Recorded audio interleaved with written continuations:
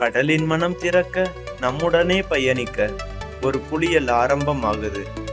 ஓசு regulator காட்டுறோம், காலில் தட்டு இதை மாட்டிக்கிட்டு உங்களுக்காக நாங்கள் கடல். ஒரு மூச்சு நம்ம பயணத்தை தண்ணிக்குள்ள தொடங்குறோம். கடலுக்கு அடியில் மணலை தோண்டி ஒளிவிட்ட சங்கு ஒன்று நம் பார்வைக்கு கிடைக்குது. அதை பிடிக்க ஒரு போராட்டம்.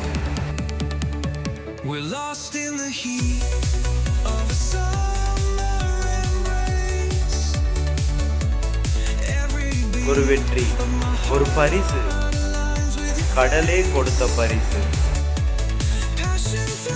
நாம் எடுக்கக்கூடிய சங்கு அது கடல் தரும் பரிசு. நம்ம வள்ளத்துக்கு போகுது அந்த சங்கு, மேலே வாரி வந்த பிறகு.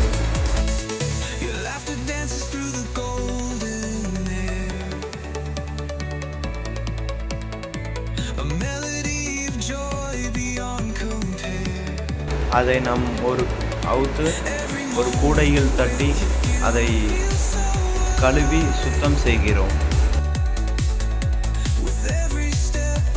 அந்த சங்கு வகைப்படுத்தப்படுது. பெரிய சங்கு, நடுத்தர சங்கு, சிறிய சங்கு.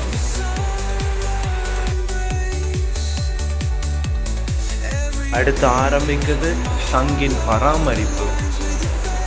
கடலின் உவர்ப்பும் காலத்தின் அடையாளமும் கொண்ட சங்கு ஆசிட் வாட்டர்ல நனைக்குது.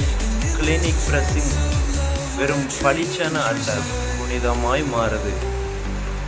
ஒரு வகையான சங்கு பாலிஷ் செஞ்சு கோயிலுக்காக ஊதும் சங்காக ஆகுது.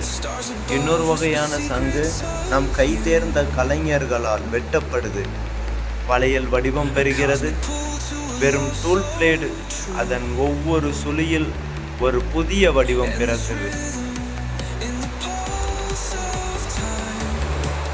வெட்டிய அந்த பீஸ் கலை தோன்றல் தத்துவங்களை, ஆன்மீக வடிவங்களை, வண்ணங்களை வைத்து அந்த சங்கு ஒரு அழகிய ஆபரணமாக மாறுகிறது.